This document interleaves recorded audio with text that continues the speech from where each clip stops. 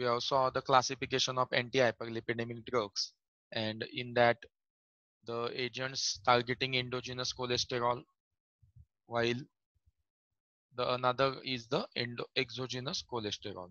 So the statins, fibrates, and nicotinic acid targets the endogenous cholesterol synthesis, and while the cholesterol uptake inhibitors and bile acid binding resins, that is cholesterol, cholestyramine,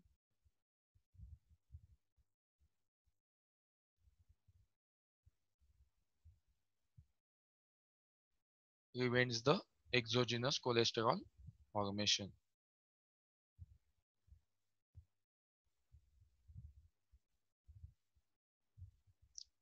Then next we also saw about the HMG-CoA reductase and inhibitors, that is the stanins, which are having some examples like lovastatin, fluvastatin, and we also saw the pharmacokinetic here. About 95% of the stannin get plasma protein bound, and only 5% is available for showing its action. And we also saw the time at which it is taken. It is taken orally at bedtime because the diurnal rhythm of cholesterol synthesis, and there are some exceptions, uh, like atorvastatin. It can be taken at any time because it is having a long half life, about 14 hours, so we can take atorvastatin at any time. So the mechanism of action here, the potent reversible competitive inhibitor of HMG-CoA, and it inhibits the cholesterol biosynthesis. Then they act by inhibiting cholesterol synthesis in the liver, so they deplete the intracellular supply of cholesterol, and which in turn triggers the compensatory upregulation of hepatic LDL receptors. This is the mechanism by which statins are showing its action, and HMG-CoA reductase is inhibited by the statin, and this HMG-CoA reductase is responsible for the conversion of mevalonate and to the cholesterol. So we are targeting this step. This is the rate limiting step, and that is inhibited by statins. Then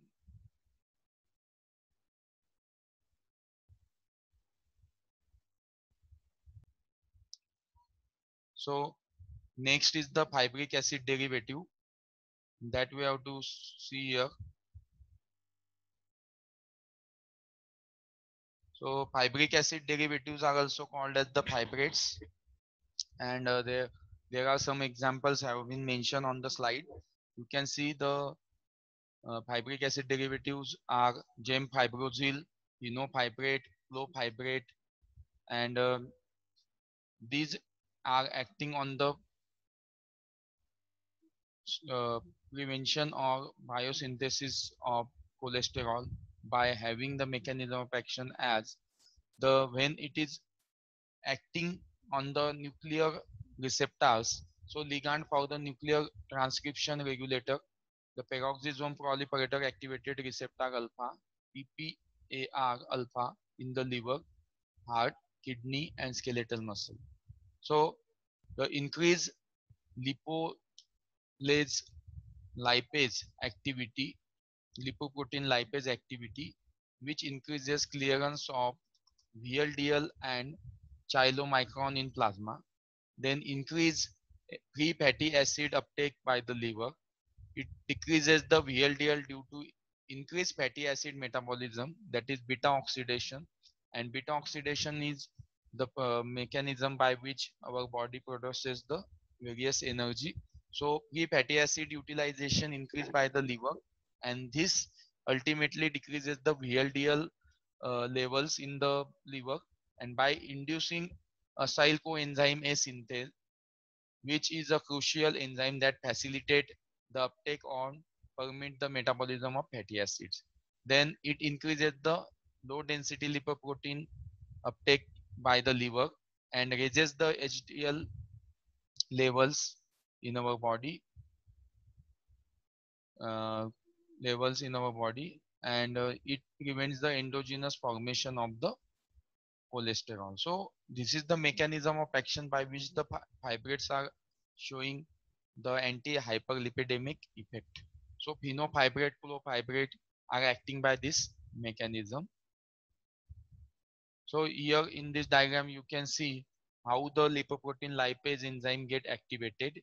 So in this capillary you can see when this GM fibrosil act on this, it enhances the action of lipoprotein lipase, and this increases the conversion and use or metabolism of the free fatty acids in the liver.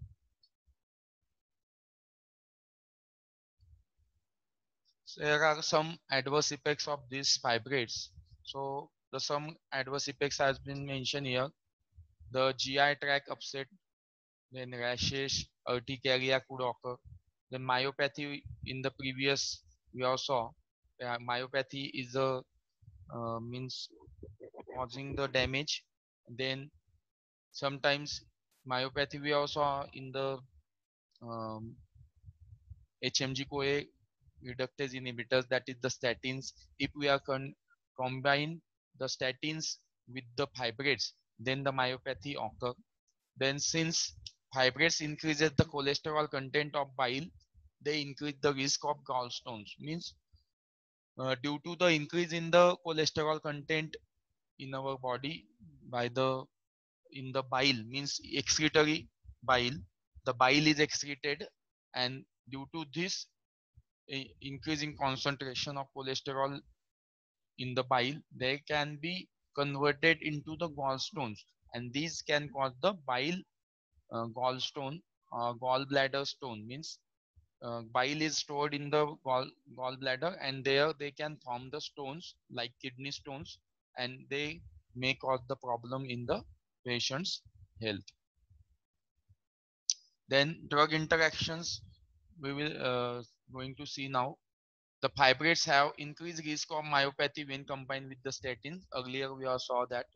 Then the fibrates displaces the drugs from the plasma proteins like oral anticoagulants and oral hypoglycemic drugs. Means so the drugs, when we are on the treatment of fibrates, and if you are having a condition of diabetic or hyperglycemia and you are using the hypoglycemic drug or oral anticoagulant drug, the fibrates will going to displace this other drugs binding.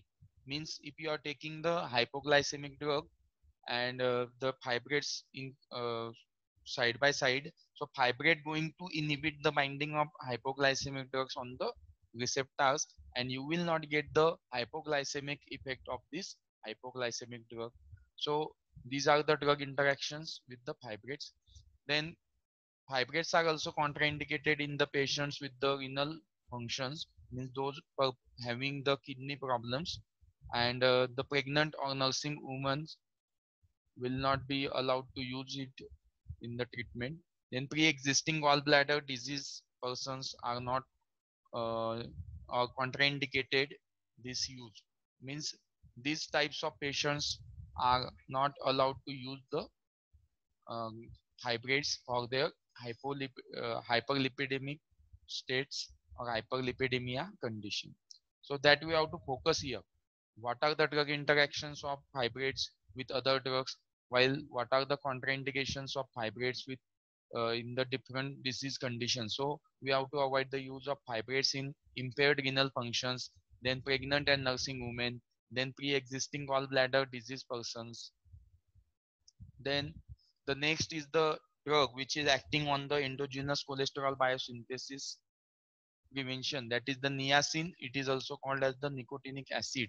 So nicotinic acid has a mechanism of action. It acts in the adipose tissue. It binds to the adipose nicotinic acid receptors.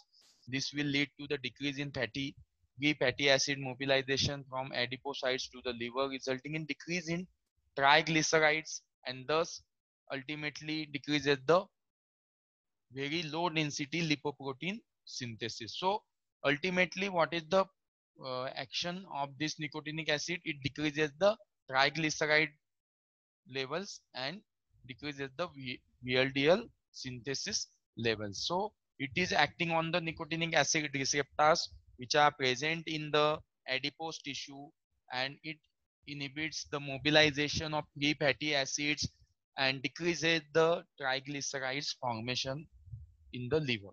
Then in liver, niacin inhibits the hepatocytes, that are the hepatic cells, and hepatocytes diacylglycerol acetyl transferase 2, a key enzyme for the triglyceride synthesis, and this enzyme get inhibited by the nicotinic acid and decrease in the triglyceride levels occurs. Then in the blood or in the plasma, nicotinic acid or niacin acts on the lipoprotein lipase enzyme. It increases the lipoprotein lipase enzyme or activity, that increases the clearance of very low density lipoprotein and chylomicron. So at the three different sites, nicotinic acid is going to act, that we have to understand here. Nicotinic acid is going to act on adipose tissue, where it is going to bind on the nicotinic acid receptors and decreases the free fatty acid mobilization and decreases the triglyceride and VLDL synthesis. Then in the liver, it is acting on the hepatocyte diglycerol acyl transferase enzyme, and which is responsible for the decrease in the triglyceride synthesis.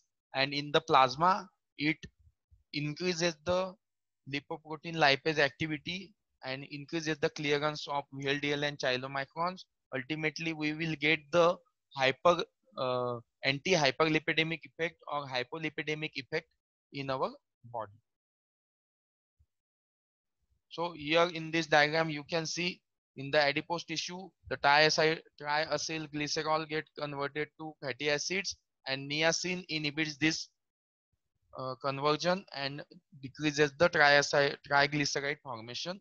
Then fatty acids in the liver get converted to VLDL triacylglycerol, and this is also get inhibited by the niacin.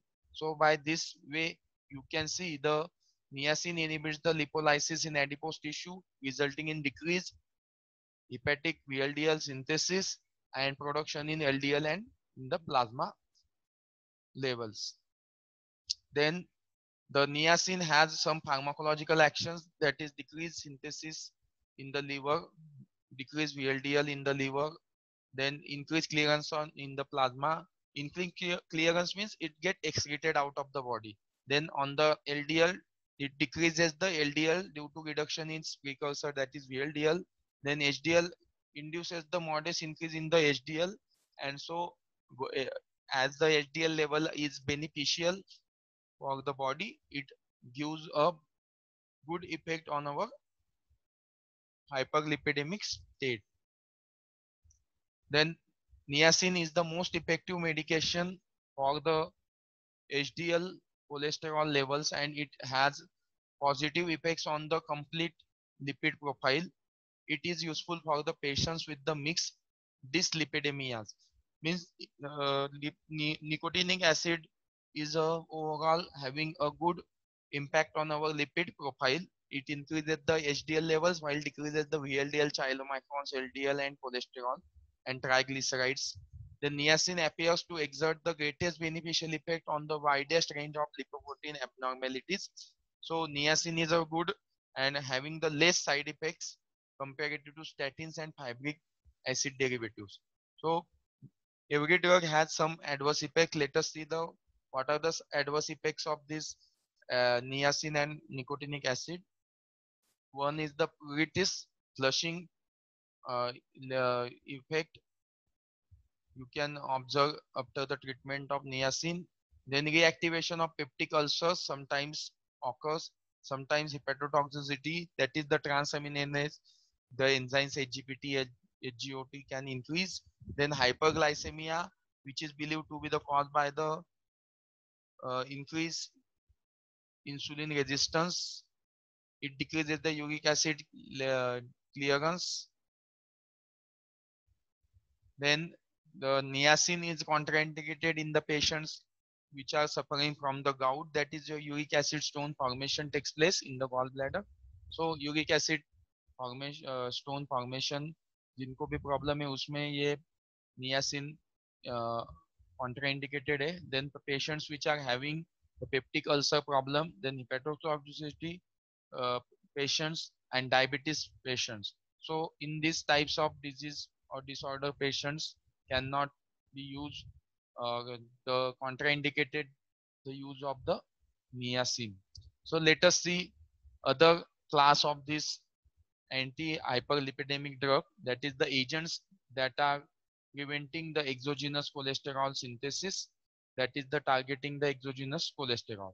The one is the alpha cholesterol uptake inhibitors, example is ezetimibe, and B bile acid binding resins, example is cholestyramine and cholestyramine. So ezetimibe impairs the dietary and biliary cholesterol absorption at the brush border of the intestine without affecting the fat soluble vitamins. It reduces the pool of cholesterol absorbed from the diet, results in a reduced pool of cholesterol available to the liver. The liver in turn will upregulate the LDL receptor, trapping more LDL particles from the blood and result in a all is measured LDL cholesterol. Means it is impairing the dietary and biliary cholesterol absorption at the brush border of intestine and without affecting the fat soluble vitamins.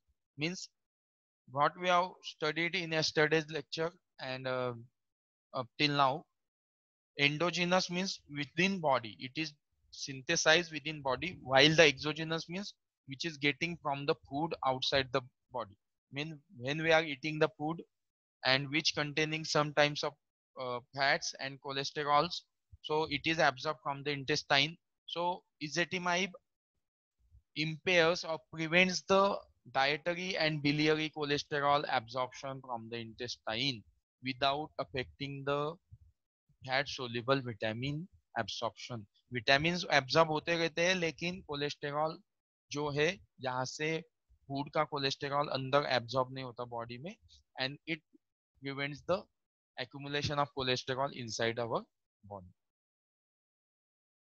So here you can see this diagram. So when we are eating the food and this food if it is containing some type of cholesterol, it get absorbed in the body through the intestine. But when we are using the ezetimibe, it will inhibit the absorption of this cholesterol from this intestine brush border without affecting the fat soluble vitamin absorption. Let us see the pharmacokinetics. The half-life of ezetimibe is about 22 hours. So it is a long half-life and we can use it for 1 day, 1 dose. So it permits once daily dosing and may improve the compliance. Means patients को अगर दिन में एक ही बार गोली लेनी है तो वो आराम से ले सकता है और इसकी वजह से उसका एंटी हाइपरलिपिडेमिक इफेक्ट भी अच्छे से मिलता है और पेशेंट का कॉम्प्लायंस भी उसकी ड्रग्स की तरफ बढ़ता है. So the next is the bile acid binding resins, and these are nothing but the cholesterol, cholestyramine and cholecebelem. So the bile acid binding resins are also inhibiting the exogenous cholesterol synthesis or absorption. How it is inhibits this, let us see here by the mechanism of action of these bile acid binding resins. So when resins are given orally, they are not absorbed, they bind to the bile acids in the intestinal lumen and prevent their reabsorption and increase their excretion, thus interrupt the enterohepatic circulation of bile acids. Means when the resins are given, they they are not absorbed but they bind to the bile acids in the intestine and prevents their recirculation inside the intestine and the liver. So it when it get binds to the bile acid resins, then it is ready to excrete out of the body and the in, internal body content of this cholesterol or other lipids get decreased and we will get the anti-hyperlipidemic effect. So since bile acids inhibit the enzyme that catalyzes the rate limiting step in the conversion of cholesterol to bile acids, their removal results in increased breakdown and hepatic cholesterol. This in addition, since bile acids are required for intestinal absorption of cholesterol, these resins decrease the cholesterol absorption from the GIT. So bile acid resisting binding resins are very much useful. They do not affect any kind of endogenous content, but they only affect the enterohepatic circulation of cholesterol by preventing the reabsorption of this free available cholesterol inside the liver, and increases its excretion out of the body and decreases the lipid content of the body, so gives the anti-hyperlipidemic effect. So in this diagram you can see this, the enterohepatic circulation is here, and this is get inhibited by bile acid and salts and resins. So the insoluble complex is not recycled here, and this get inhibited, this get excreted out of the body in the form of feces. So this insoluble complex is again not get recycled, so it get our excreted out of the body, and we will get the anti-hyperlipidemic effect. Let us see the pharmacological actions. Effect on LDL, it decreases the cholesterol content in the hepatocytes. Then VLDL, it produces the transient increase in the triglyceride level in the normal subjects. And HDL, it increases the HDL, means it increases the beneficial lipids in the body and decreases the not required LDL and VLDL content of the body. So this is about our bile acid binding resins. So some are side effects of this bile acid resistance resins are here. They can cause the constipation because the insoluble content is not easily movable further. So it can cause the constipation. Then GI tract complaints, heartburn, flatulence, dyspepsia may occur in the patients. Then large doses may impair the absorption of fats or fat soluble vitamins like ADEK, that is fat soluble vitamins. Absorption may get impaired due to the resins binding by forming the insoluble complexes, and other medications like warfarin and statins that are given concurrently.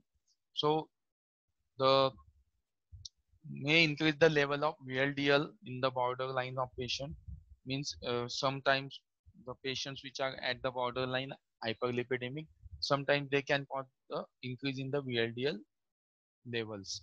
Then cholesalvon has not been shown to interfere with the absorption of co-administered medications and is a better choice for the patients on the multiple drug regimen. So nowadays new drug, the colesevelam is having shown that effect do not disturb with the other drugs, and it is better choice for the patients which are having on the other drugs also, means in the combination you can get the better effect of colesevelam in the hyperlipidemic patients.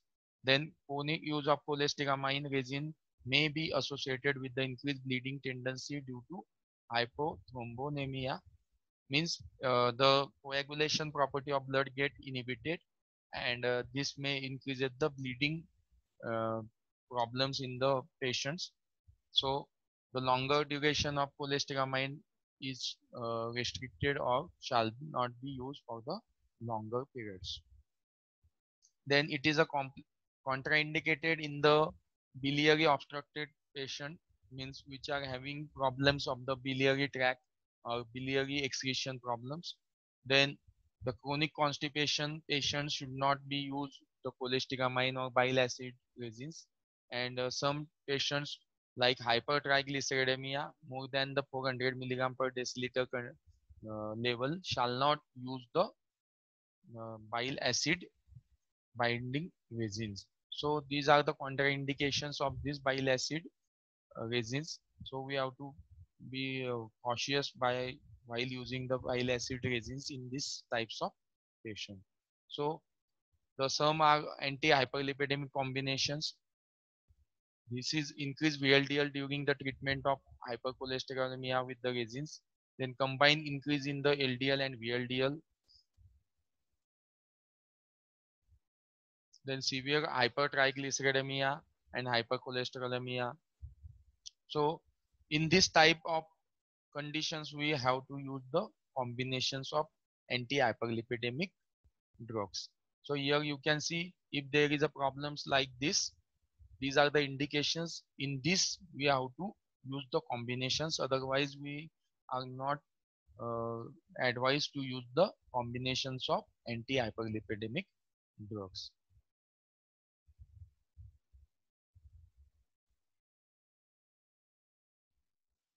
Combination drugs can give the dual inhibition effect.